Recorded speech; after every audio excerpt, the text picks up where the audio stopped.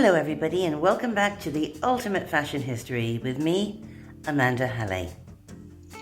And this month's episode of What We're Into, the little video magazine for the Ultimate Fashion History that discusses everything that's inspiring or delighting me in any given month. And I dedicate this episode to my very good and dear friend Jorge, who's having a very special birthday this month. So happy birthday, Jorge.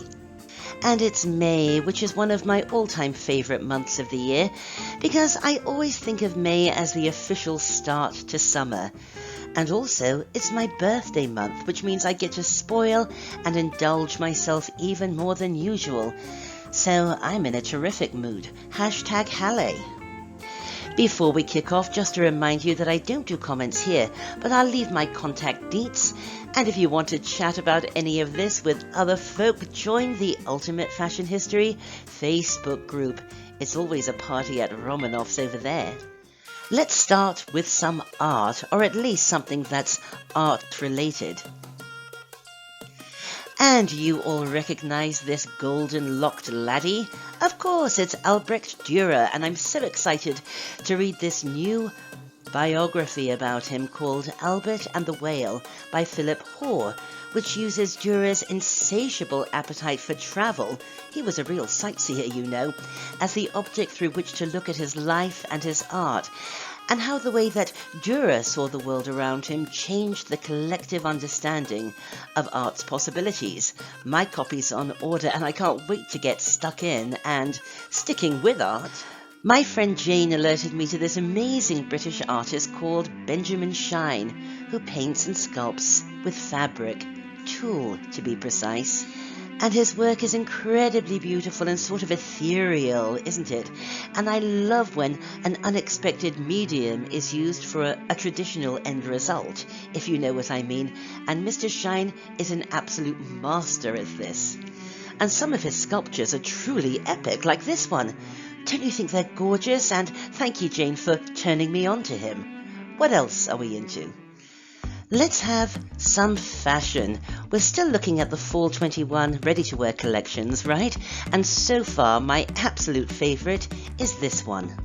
Ashish Gupta for Ashish, with this collection that just absolutely screams fun with a capital F. Bright colors and sparkling textiles.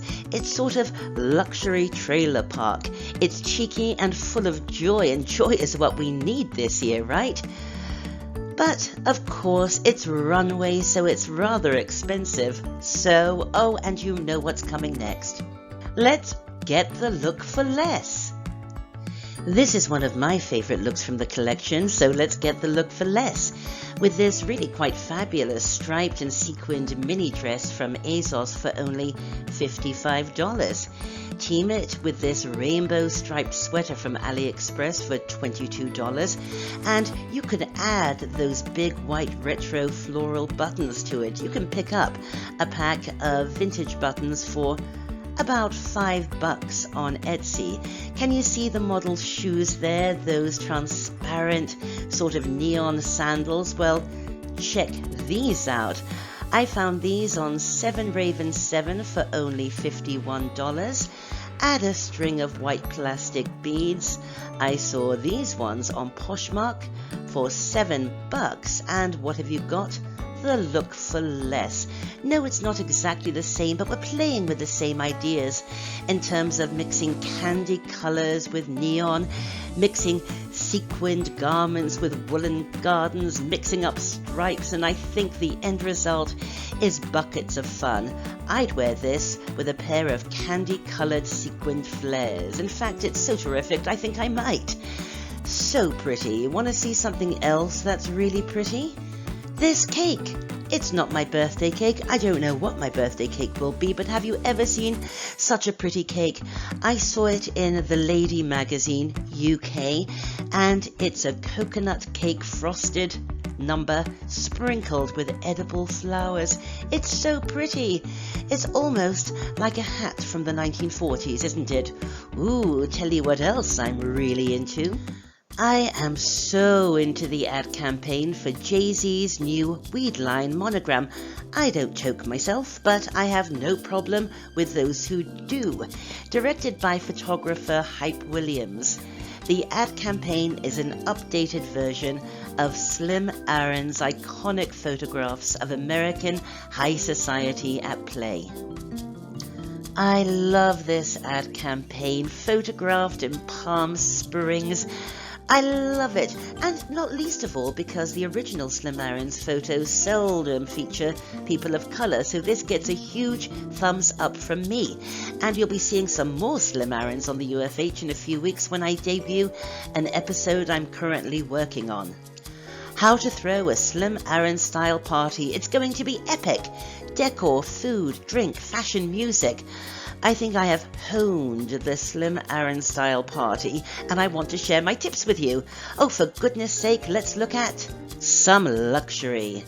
By the way, do you like these big title words I'm using? Mindhunter style. Okay, luxury because we can dream, can't we? And I am obsessed with Van Cleef & Arpels' new collection called Sous les Étoiles, Under the Stars, inspired by all things galactic. And look at it sparkle like the stars in the heavens. And you know I love anything to do with the universe and planets and meteors and all that. Hashtag Halley's Comet. Look at this necklace. It's actually very early 60s looking, isn't it? Can't you imagine it around the neck of Elizabeth Taylor? I can. And ooh, look at this cuff and look at these brooches. I love the diamond encrusted satin. And doesn't the blue one look sort of Art Deco to you? Let's look at some more stuff that I can't afford. These wonderful sunglasses by Gucci in a collection called Hollywood Forever. And I don't even have to tell you why I love it, right? But who's going to pay $1,500 for a pair of sunglasses? Not me, but we can get the look for less on Etsy. There are a ton of beautiful handmade sunglasses with rhinestones and diamante that sparkle in a similar way for about $30. What else are we into? Let's talk tech and look at some technology. Have you seen these phones? They're sort of blowing my mind, actually, to be honest. They're smartphones from Samsung that actually flip. They flip or they actually fold. Samsung claimed to use folding glass, but I think that must just be marketing hype because these screens can't be made of actual glass, can they? Anyway, I love them. Your phone can fold out into a tablet. The future is here, and the future folds. Hashtag folding futures. What else are we into? Well, we talked about Pink a lot last month, and we all know the movie Pretty in Pink. Well, the talented Danny at Film Freak Design, who I've talked about before, has just brought out a new poster where he's duplicated in his beautifully graphic and unique style every single outfit that Molly Ringwald wears in the movie. Isn't it fantastic? I love Danny's work. I'll leave a link.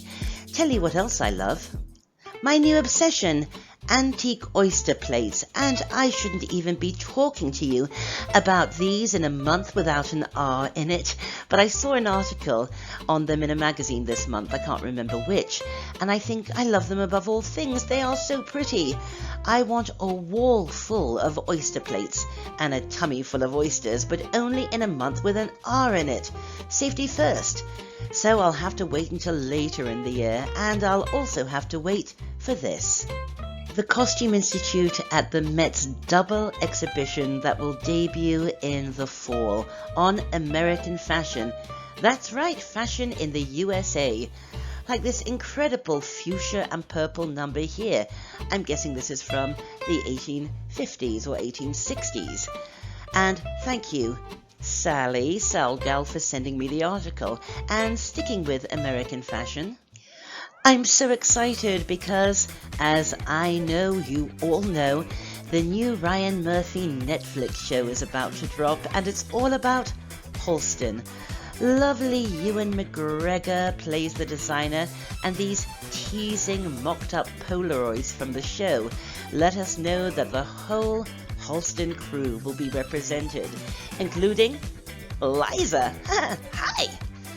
Ryan Murphy makes everything visually exquisite, doesn't he? And I love any TV shows about creative people, so I am hyped to see this. Not least of all because I love Halston. And sticking with television, we were so late to the game with this one, and I don't know why it passed us by, as Season 1 debuted in 2016, but we just finished binging all 4 seasons of The Durrells, known in the US as The Durrells in Corfu. I'm sure most of you have already seen it, but if not, promise me you'll watch it, because it really was honestly one of the loveliest shows I've ever seen, from the beautiful 1930s inspired opening credits, to the scenery, to the palette, visually gorgeous with beautiful performances. Oh, we laughed, we cried, we really cried at the finale of it all. And of course there's some wonderful 1930s fashion as well. Oh, I love this show so much.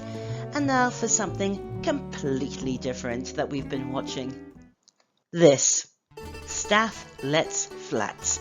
It's written and created by Jamie Demetriou, whom some of you might remember from Fleabag, and in this he plays Stath, an Anglo-Cypriot realtor who leases crummy flats in London. It is honestly, truly one of the funniest, weirdest things I've ever seen.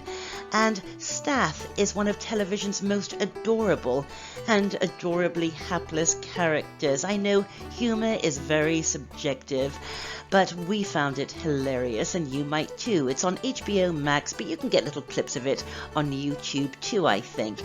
Right, moving from the small screen to small things.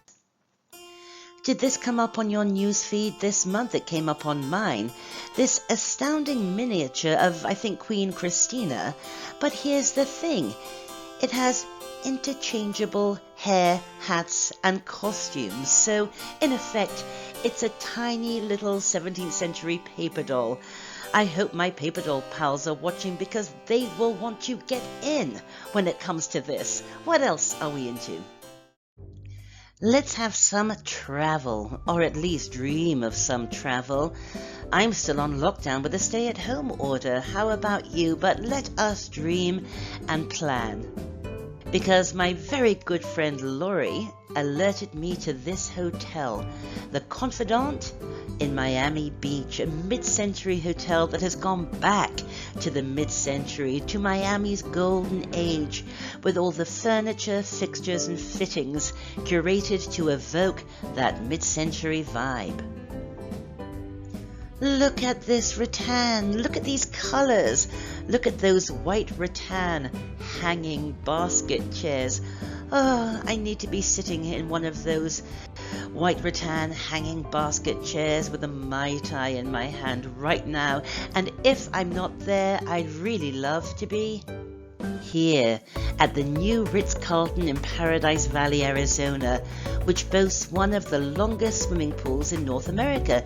It's 400 feet long, and that's sort of 3 Olympic swimming pools put together. Isn't it gorgeous with the Camelback Mountains in the background? Oh, so glamorous. What else are we into? Well, come travel with me to ancient Greece, so I can tell you about a book that I am reading and thoroughly enjoying. This one, Mythos, by the wonderful Stephen Fry. Now, I'm not proud to admit to you that I've always been a little bit confused by the gods of Mount Olympus. I always get confused as to who is related, who was a god, who was a demigod, who was a mortal, who was a god pretending to be immortal. But Stephen Fry is sorting me out with his humorous, no-nonsense approach that weaves it all together in a straightforward narrative that is delectable to read. It's sort of like Dynasty, but with gods. You'll love it. Right. Time for the food of the month, the cocktail of the month, and the style icon of the month. For the food of the month, we're staying in ancient Greece for one of the best things I have ever cooked in my entire life. I'm not joking. I'm billing it as Aphrodite chicken.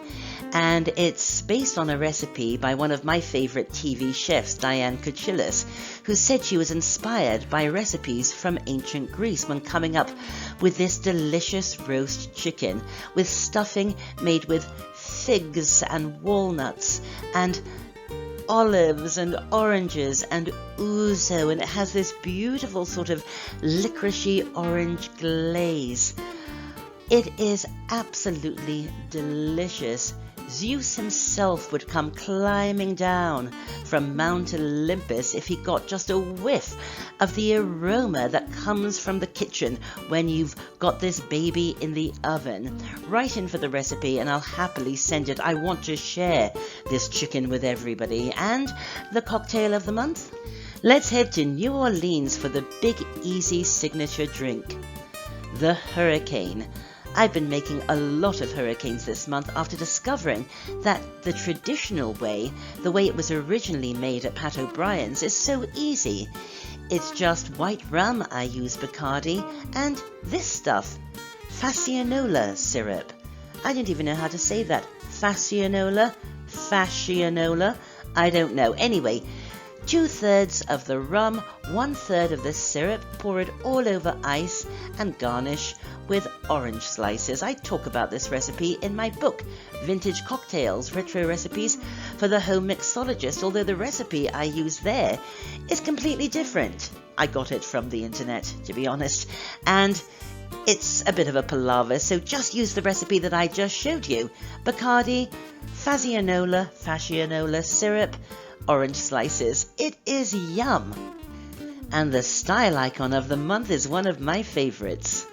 Orson Welles. Orson was a May baby, and although he always had style, I particularly like his later look, with his hats and his capes and his robes and his scarves. Yes, he was a bigger blokey, but he showed that size doesn't matter when you've got confidence, charisma and panache. Oh, he had so much panache, didn't he? Now, before I close, I want to send out a shout-out to some other peeps who also have a lot of panache. I want to send a huge thank you to the Ultimate Fashion History Facebook group admins, Kendall, Danelle, Nicole and Tom, for steering the SSUFH so well. Without them, the SSUFH would be the SS Titanic or the Raft of the Medusa or something like that. I don't tell you guys how much I value all that you do for the UFH, so thank you. Well, for me, putting this episode together was as much fun as a day at the beach, and I hope you enjoyed it too. I'll be back very soon with more on the Ultimate Fashion History, but until then, enjoy that first dive into summer, and thanks for watching. Bye for now.